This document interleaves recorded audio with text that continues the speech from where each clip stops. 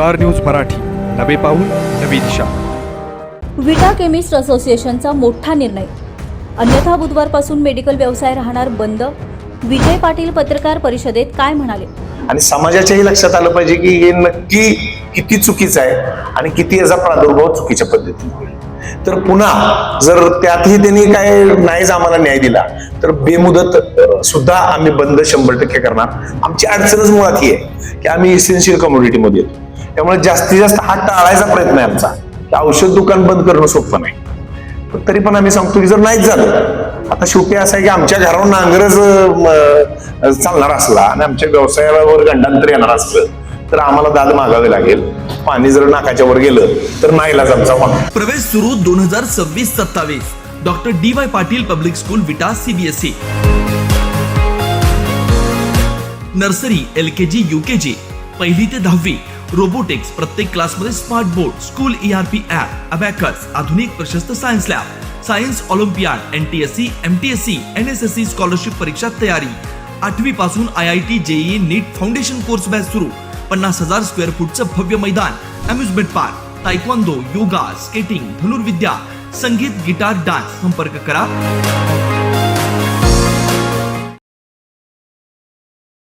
9वी 10वी 11वी 12वी science, NEET, JEE, CET, NATA अशा सर्व स्पर्धा परीक्षांसाठी नंबर 1चा पर्याय म्हणजे Shri Rajlakshmi royal academy of science विटा.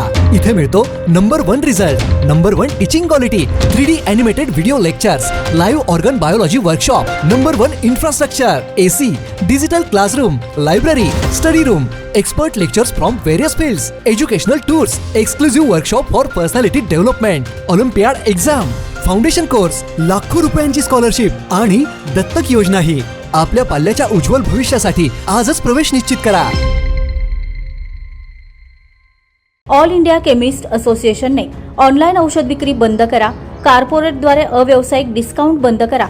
बनावट औषधीपासून देश वाचवा या मागण्यासाठी राज्यव्यापी आंदोलन उभा केलंय. बुधवार दिनांक 20 मे रोजी हे आंदोलन होणार असून या आंदोलनात राज्यातील केमिस्ट असोसिएशन ताकदीने उतरणार आहे, अशी माहिती महाराष्ट्र राज्य केमिस्ट असोसिएशनचे विजय पाटील यांनी विटा येथे पत्रकार परिषदेत दिली. यावेळी मेडिकल असोसिएशनचे सर्व पदाधिकारी उपस्थित होते. यावेळी धक्कादायक बाबी देखील त्यांनी समोर आणल्या. बघूयात यावेळी नेमकं काय म्हटलंय पत्रकार परिषदेत. व्यासपीठ आणि आमचे केमिस्ट कार्यकारिणी तसेच आपण सर्व पत्रकार बंधू सर्वांचं स्वागत आहे. अखिल भारतीय औषध विक्रेते संघाचा जो 20 तारखेला 20 मे मध्ये जो बंद आम्ही पुकारला होता त्या बंदच्या विषयात आपण आज पत्रकार परिषद घेतोय. त्यासाठी आपण सर्वजण इथं उपस्थित आहे. आज बंदचं एक्झॅक्ट कारण म्हणजे आपण ऑनलाईन ह्या विषयावरच बंद पुकारलेला आहे. ऑनलाईन मध्ये जे नशेचे इंजेक्शन्स किंवा गर्भपाताच्या गोळ्या वगैरे जे आता मिळायला लागलेत मार्केटमध्ये आणि ह्याच्यामुळे जो आमचा केमिस्ट लोकांना जो तोटा व्हायला लागलाय ह्याच्यावर आमचा मेन फोकस आहे की जिथं काय कुठं गुन्हा घडला तर त्याची चौकशी आधी मेडिकल पर्यंत केली जाते आणि प्रत्यक्षात आजपर्यंत एकाही मेडिकलवर तशी कारवाई झाली नाही, कारण तिथून ते औषध विक्रीच होत नाही. जे काही सर्व औषध विक्री होतात ते ऑनलाईनच होतात.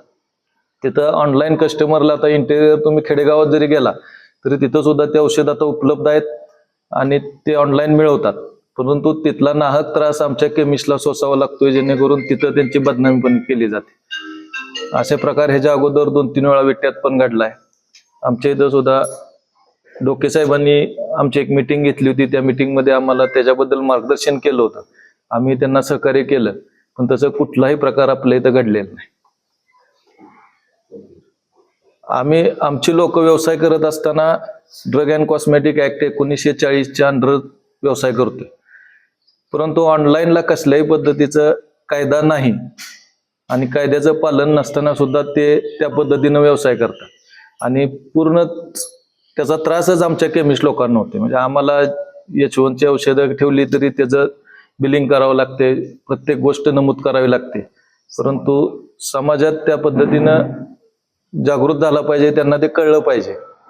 पण लोक पण आपली त्यातली माहिती कमी असल्यामुळं जास्त प्रमाणात ऑनलाईन कडे खेचली जात आहेत. कोरोनाच्या काळात जे काय औषध विक्रीसाठी शासनानं परवानगी दिली होती त्याचा धागा धरून जे ऑनलाईन आता चालू आहे आणि ते ऑनलाईन 100% बंद झालं पाहिजे ह्यासाठी आदरणीय आप्पांनी विजयभाऊंनी जे प्रयत्न केलेत त्याच्यासाठी आमच्या खानापूर तालुक्यातून 220च्या 220 सभासद त्यांच्या बरोबर आहेत आणि आम्ही त्यात सहभागी झालोय. त्याचबरोबर आमच्याकडून कुठल्याही पद्धतीची गैरसोय समाजात किंवा लोकांना होणार नाही याची इमर्जन्सी सुद्धा आम्ही ठेवलेली आहेत. त्या पद्धतीची यादी आम्ही आता प्रेस नोट झाल्यानंतर तुमच्याकडे देऊ, तुम्ही ती प्रसिद्ध करा. तालुक्यात ज्या ठिकाणी इमर्जन्सी लागेल त्या ठिकाणी तो नंबर तुम्ही डायल केला तर तुम्हाला योग्य पद्धतीनं तिथं ते औषध उपलब्ध केलं जाईल.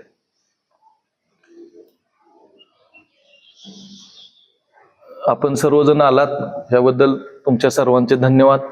अखिल भारतीय औषध संघटनेने जो 20 मे बुधवारी म्हणजे उद्या बंद होणार आहे त्या बंदच्या संदर्भात माहिती देण्यासाठी आपण पत्रकार परिषद आयोजित केलेली आहे.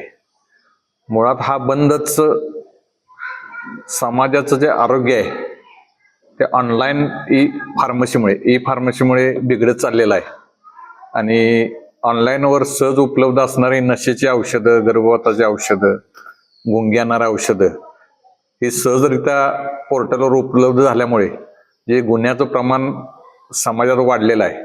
आपल्या सांगली जिल्ह्यातच एका वर्षात जवळजवळ 64 हत्या झालेल्या आहेत आणि त्याच्या इन्व्हेस्टिगेशनमध्ये असं पोलीस स्टेशनवर नमूद करण्यात आलं आहे की त्यातले 90% मर्डर हे नशेची किंवा गुंगीची औषधं घेऊनच झालेले आहेत. त्या औषधाचं सेवन केल्यामुळं गुन्हेगार आपण काय करतोय, कशा पद्धतीचा गुन्हा करतोय हे त्यांच्या लक्षात येत नाही आणि त्याची चौकशी केली असता पोलीस तपासात असं निष्पन्न होतंय की त्यातली जवळजवळ 100%च्या 100% अशा प्रकारचे औषधं हे ऑनलाईन पोर्टलवरून मागवले गेलेले आहेत आणि त्यातूनच हे गुन्हे घडलेले आहेत. हे जसं सत्य आहे तसं ज्या वेळेला अशी वर्तमानपत्रात किंवा इलेक्ट्रॉनिक मीडियात बातमी येते आणि नशेचं औषध सेवन करून गुन्हा घडला त्यावेळेला समाज माणसात असा चुकीचा मेसेज जातो की मेडिकल मधूनच हे औषध विक्री केलं जातं आणि अशी चुकीच्या घटना समाजात घडते. प्रत्यक्षात इन्व्हेस्टिगेशनमध्ये ते ऑनलाईन पोर्टलवरून औषध आलेलं असतं आणि त्यानंतर ती बातमी एकदम म्हणजे कुठेतरी कोपऱ्यात किंवा छोट्या प्रमाणात प्रसिद्ध केली जाते आणि जे ऑनलाईनवरून विक्री केली जाते अशा औषध त्याच्यामुळं आमच्या व्यवसायाची बदनामी व्हायला लागलेली. त्याचबरोबर टर्मिन सारखं इंजेक्शन आम्हाला केमिस्ट म्हणजे लायसन धारक आम्ही आहे, आम्हाला जर ते मागवायचं असेल तर आम्हाला त्याची POB असतं, ऑर्डर बुक असतं, त्याप्रमाणे त्याच्यावर ऑर्डर लिहायची, आमच्या दुकानचा शिक्का मारायचा, सही करायची, आम्ही ते होलसेलरला द्यायचं. त्यानंतर होलसेलर आपली ऑर्डर पूर्ण करणार. विक्री करताना त्याचं रेकॉर्ड ठेवायचं, डॉक्टरांची चिठ्ठी पाहिजे, त्यांचं रजिस्ट्रेशन नंबर पाहिजे, शिक्का पाहिजे, सही पाहिजे आणि आपण ते रेकॉर्ड कमीत कमी 5-7 वर्ष मेंटेन करावं लागतं मग ते विक्री करावं लागतं. आपण पाहिलं तर आपल्या विट्यामध्ये सुद्धा टर्मिनच्या काही घटना घडलेल्या आहेत. परवा आष्ट्यामध्ये 78 व्हायला गावले, कराडमध्ये 200 व्हायला गावले. असं आता सुद्धा तुम्ही इंडिया मार्ट या पोर्टलवर गेला तर 2000 व्हायला ह्या पश्चिम महाराष्ट्रात त्यांच्या पोर्टलवर विक्रीसाठी स्टॉक मध्ये दाखवते. मग आम्ही लायसन घेऊन आम्ही जो व्यवसाय करतोय तो कायदा फक्त आमच्यासाठीच आहे का? या ऑनलाईन विक्री करण्यासाठी कायदा आहे का नाही असा आमचा प्रश्न आहे. हे नशेचे औषध झाले, लाईफ सेव्हिंग ड्रग्स मध्ये सुद्धा असाच प्रकार आहे. आता जे इन्सुलिन इंजेक्शन प्रचंड प्रमाणात जे डायबेटिक्स पेशंटचं प्रमाण वाढले आपल्या भारतामध्ये, त्यांना ज्यावेळेला आपण इन्शुरन्स देतो त्यावेळी इन्शुरन्स आपण फ्रीजमधनं काढतो आणि ग्राहकाच्या हातात देतो, त्याचा थंडावा ग्राहकाला जाणवतो. ते जर तुम्ही ऑनलाईनवरनं मागवलं तर तो डिलिव्हरी बॉय घेऊन येतो. डिलिव्हरी बॉयकडे ते इन्शुलिन गेला असता तो कमीत कमी डिलिव्हरी देईपर्यंत प्रत्येक डिलिव्हरी देणाऱ्या अगोदरच्या कस्टमरच्या घरी जातो, कुठं चहा प्यायला थांबतो, कुठं नाश्त्याला थांबतो, गप्पा मारत बसतो मित्राबरोबर. त्यावेळेला ते पूर्ण त्याचं डिलिव्हरीचं कार्टून हे उन्हात असतं. असं आता 40 डिग्री सेल्सिअस त्या उन्हात जर औषध आपण 1-2 तास ठेवलं आणि ते जर डिलिव्हरी केलं तर त्याची पोटेन्सी राहत नाही. तुमची साखर 200 असेल ते 220 झालेले असेल आणि तेच जर इन्सुलिन सारखं इंजेक्शन केमिस्ट कडून घेतलं तर 200ची साखर 100% 120 पर्यंत आली. स्टोरेज कंडिशन ठेवली जात नाही. डिलिव्हरी बॉय औषध देणार त्याचं डोसेस सांगितले जात नाही. जे डायरेक्ट कम्युनिकेशन पेशंट आणि फार्मासिस्ट व्हायला पाहिजे, जे काउन्सिलिंग व्हायला पाहिजे ते ऑनलाईन फार्मसीच्या माध्यमातून कुठे काउन्सिलिंग होत नाही, त्याचं कुठलंही माहिती त्या पेशंटला मिळत नाही आणि अशा पद्धतीनं जी पोटेन्शी कमी असलेली औषधं ग्राहक घेतो आणि त्याचा फायदा होण्यापेक्षा तोटाच जास्त प्रमाणात होतो. तुम्ही सर्व पत्रकार बंधू आहे, तुम्ही परवा पुण्यामध्ये ग्लेनमार्क एक कंपनी आहे, लिडिंग कंपनी आहे, त्याचा टेल्मा ग्रुप आहे, म्हणजे रक्तदाबावरील औषधं त्या टेल्मा ग्रुपमध्ये असतात. ते कम्प्लीट पूर्णच्या पूर्ण औषधाची स्पुरियस म्हणजे बनावट बॅच बनवली आणि ती सर्रास ऑनलाईनवरनं विक्री केली गेली. त्याचं इन्व्हेस्टिगेशन झालं, तपास झाला, अशा प्रकारचं कुठलंही औषध आमच्या रिटेल केमिस्टला सापडलं नाही. कुठल्याही प्रकारचं ते औषध आमच्या केमिस्टने घेतलं नाही, कारण आमचं एक चॅनल फिक्स आहे. जो मॅन्युफॅक्चर आहे शेणप आहे, त्यानंतर सुपर स्टॉकिस्ट आहे, स्टॉकिस्ट आहे, त्यानंतर रिटेलरकडे येतं आणि रिटेलर ते डायरेक्ट कस्टमरच्या हातात देतो. त्याचं तपास करायला म्हटलं तर ती बॅच टाकली तर तयार झाल्यापासून शेवटच्या ग्राहकापर्यंत कुठं कसा प्रवास झालाय ती सगळी माहिती आपल्याला आमच्या चॅनल थ्रू औषध खरेदी केले तर तुम्हाला मिळते. माझं नागरिकांना आव्हान आहे, थोड्या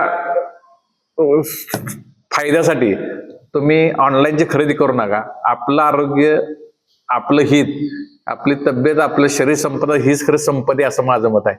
औषध ही अशी गोष्ट आहे, ती केमिकल आहे, म्हणजे रसायन आहे.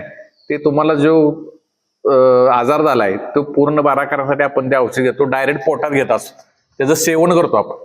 बाकी ऑनलाईन औषधाच्या ऐवजी इतर वस्तू मागवल्या तर ते कपडे परिधान केले जातात, मोबाईल वापरला जातो, चप्पल वापरलं जातं. औषध हे डायरेक्ट तुमच्या आरोग्याशी निगडीत विषय आहे आणि तिथं कुठेही तुम्ही ऑनलाईनच्या कॉम्प्रोमाइज न करता, ऑनलाईनच्या नादी न लागता, आपला जो केमिस्ट आहे, फार्मासिस्ट कसा घरचा किराणावाला असतो तसा घरचा केमिस्ट आहे, फार्मासिस्ट आहे, त्याच्याकडून औषध घ्यावीत आणि तुमचं आरोग्य सांभाळावं ही असे आमच्या संघटनेची प्रमुख मागणी आहे. मुळातच हा जो बंद आहे तो बेकायदेशीर जो व्यवहार चालला ऑनलाईन फार्मसी, त्याच्या विरोधात विजयराव आपला हा बंद आहे. मुळातच ऑनलाईन मध्ये औषध विकायला परवानगीच नाहीये. जे 21 पोर्टल आहेत ते बेकायदेशीर व्यवहार करतात असं आमचं मत आहे ना. आम्ही त्याच्याबद्दल मद्रास हायकोर्ट, दिल्ली हायकोर्ट ह्याच्यामध्ये आपण केसेस दाखल केले, तिथं त्या कोर्टाने स्थगिती दिलेली आहे, विक्रीला स्थगित दिलेलं आहे.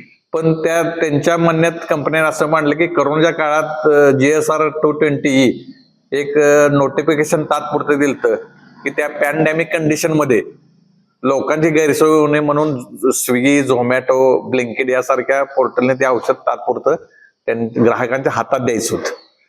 आता करोना संपून जवळजवळ 4, 5, 6 वर्ष झालं पण ते नोटिफिकेशन अजून कॅन्सल झालेलं नाही. आमचं मत आहे की ते नोटिफिकेशन रद्द करावं सरकारनं.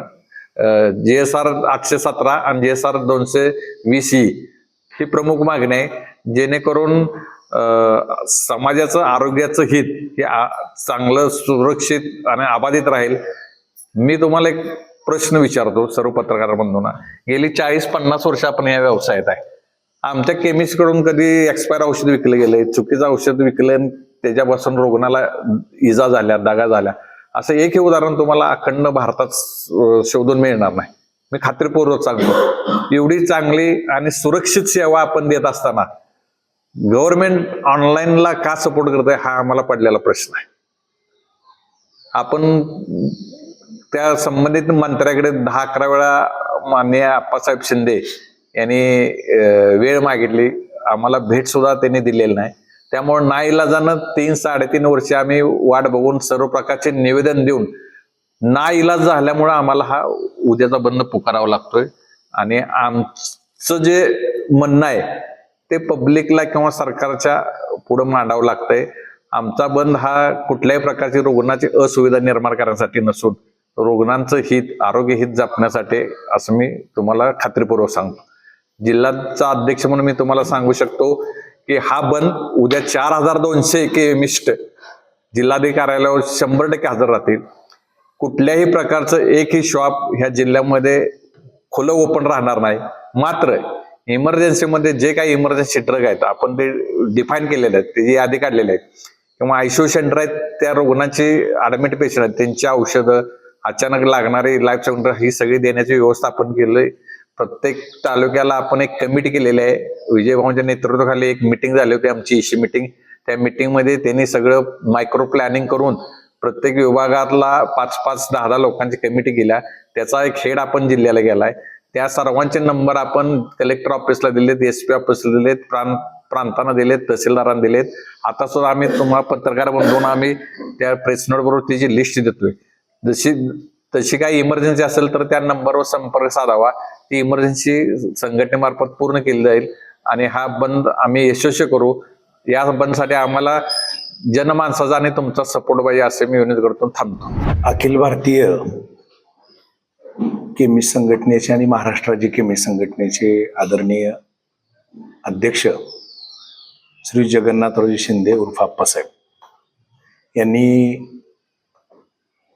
केलेल्या आव्हानानुसार येत्या 20 तारखेला जो बंद, देशव्यापी बंद म्हणून आमचे सर्व केमिस्ट बांधव, देशातले सुमारे 13.5 लाख आणि राज्यातले सुमारे 1.5 लाख इतके सगळे केमिस्ट बांधव हा बंद 19 तारखेला रात्री 12 ते 20 तारखेला रात्री 12 पर्यंत पाळतायत.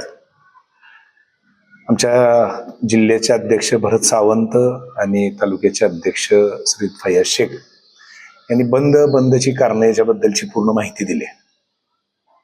काही प्रश्न मला आपल्या माध्यमातून, प्रिंट आणि न्यूज मीडियाच्या माध्यमातून समाज माध्यमाच्या समोर न्यायचे आहे. एक, आपल्या देशाचे पंतप्रधान आग्रही आहेत आणि मी त्या गोष्टीचं समर्थन करतोय की कमीत कमी परकीय चलन हे देशाच्या बाहेर गेलं पाहिजे.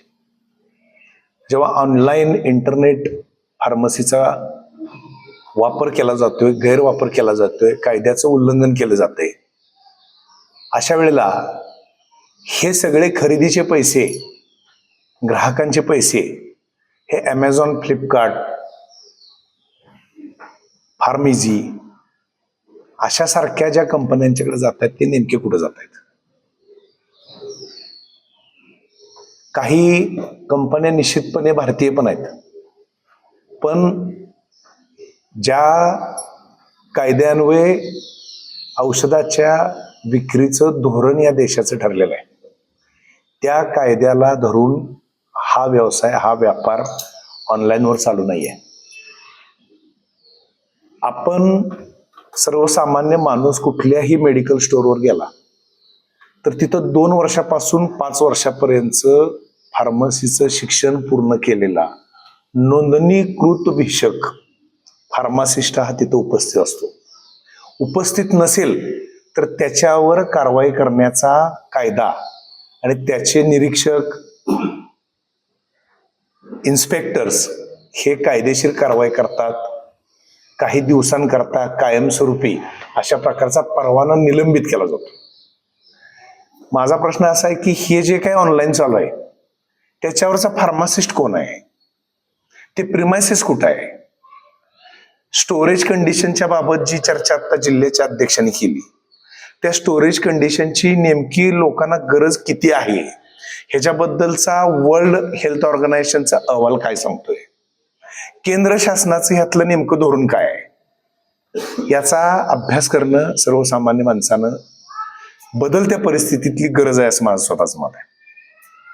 दुसरं, नशेच्या औषधाबद्दल आपली चर्चा झाली. नशेच्या औषधामध्ये केवळ टर्मिन नाही आहे, तर साध्या वेदनाशामक औषधं प्रीगॅबेलिन टॅबलेट सारखी आहेत की जी विदाऊट प्रिस्क्रिप्शन मिळाली नाही पाहिजेत. लाखो गोळ्या ऑनलाईनच्या पोर्टलवर या उपलब्ध आहेत. ज्या पेशंटला अशा प्रकारच्या औषधांना विदाऊट प्रिस्क्रिप्शन आम्ही नाकारतो ते क्षणाचाही विलंब न लावता ऑनलाईनच्या माध्यमातून मोठ्या प्रमाणावर ह्या गोळ्या मागवतात, नशा करतात. नव्हे तर अलीकडच्या काळामध्ये तुम्ही बघितलंय अनेक शाळांच्या आजूबाजूला कफ सिरपच्या बाटल्या मोकळ्या दिसतात. अनेक ठिकाणी आपण बघतोय की 14, 16, 18 वर्षाच्या मुली ह्या गर्भपाताच्या किट डॉक्टरांच्याकडं म्हणजे केमिस्टकडे जात नाहीत, डॉक्टरकडे जात नाहीत, ऑनलाईनवर जातात. आणि तिथून ह्या किट मागवल्या जातात. ह्या किट अशा प्रकारे ऑनलाईनवर उपलब्ध होतात. याकरता मंत्रालयासारख्या मोठ्या स्तरावरच्या मंत्री महोदयांच्या नावावर अशा प्रकारचे किट मागून आम्ही पोच केलेले. आम्ही मागणी केली आणि आमचा पत्ता मंत्रालय दिला. म्हणजे ही बाब शासनाच्या लक्षात यावी याकरता केलेला हा प्रयोग आहे, मुद्दाम केलेली गोष्ट नाहीये.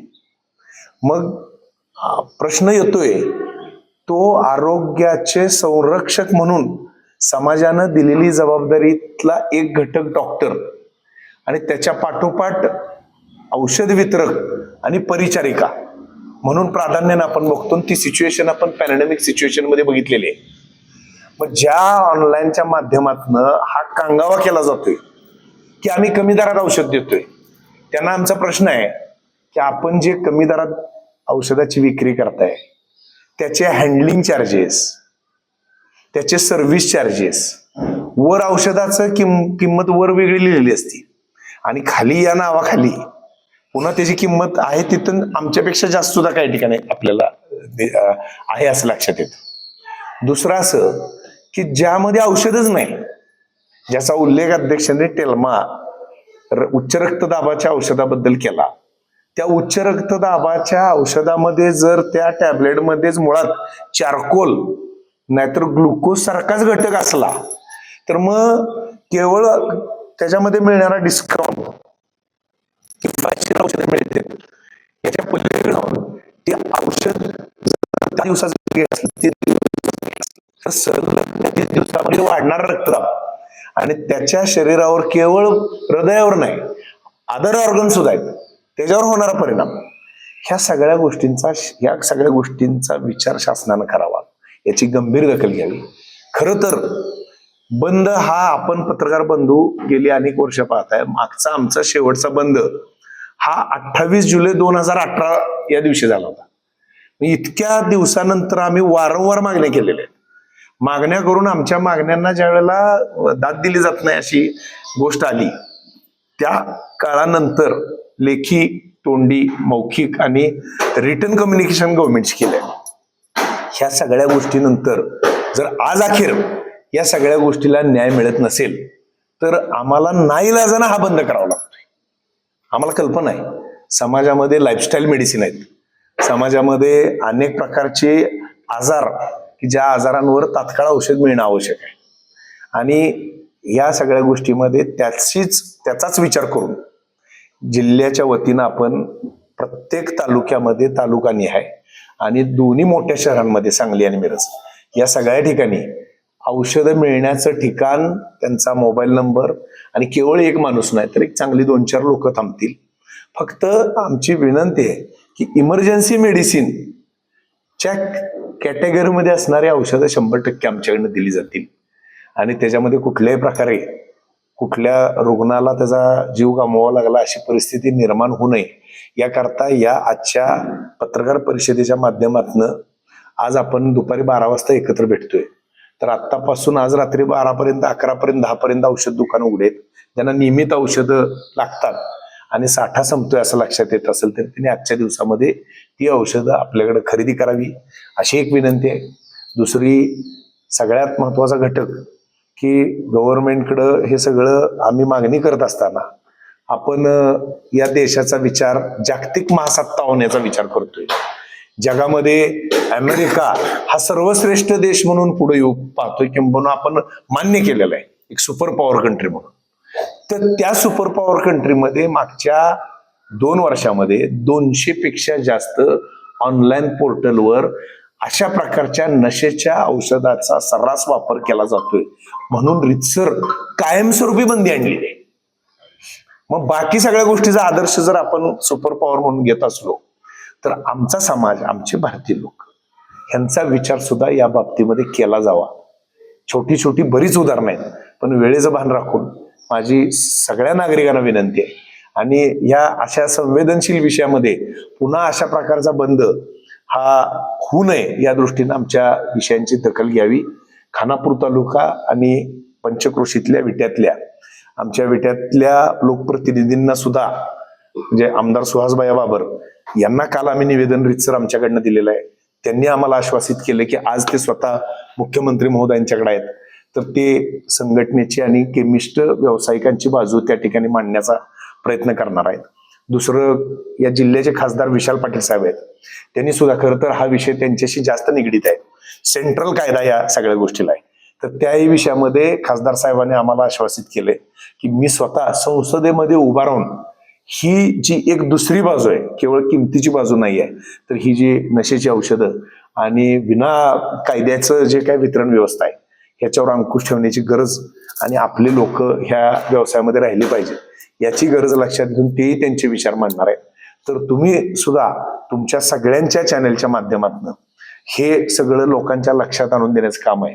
आणि मी सगळ्या पत्रकार बंधूंचं, खास करून विटा शहरातल्या, खानापूर तालुक्यातल्या सगळ्या प्रकारच्या न्यूज मीडिया असेल, म्हणजे आपली चॅनेल असतील किंवा प्रिंट मीडिया असेल, त्याचं कारण असं आहे की गेल्या 4-5 वर्षामध्ये जेवढ्या घटना ह्या आपल्या तालुक्यात आणि आजूबाजूला झाल्या त्या सगळ्या वेळेला तुम्ही पारदर्शकपणे ह्या सगळ्या गोष्टी समाजाच्या आणि प्रशासनाच्या लक्षात आणून दिलेल्या आहेत. आणि त्या लक्षात आणून दिल्यामुळेच पोलीस निरीक्षक फडतरे, विटा पोलीस निरीक्षक फडतरे साहेबांनी याच केमिस्ट भवनमध्ये गेल्या 1 वर्षापूर्वी एक पूर्ण केमिस्ट लोकांची बैठक घेतली होती.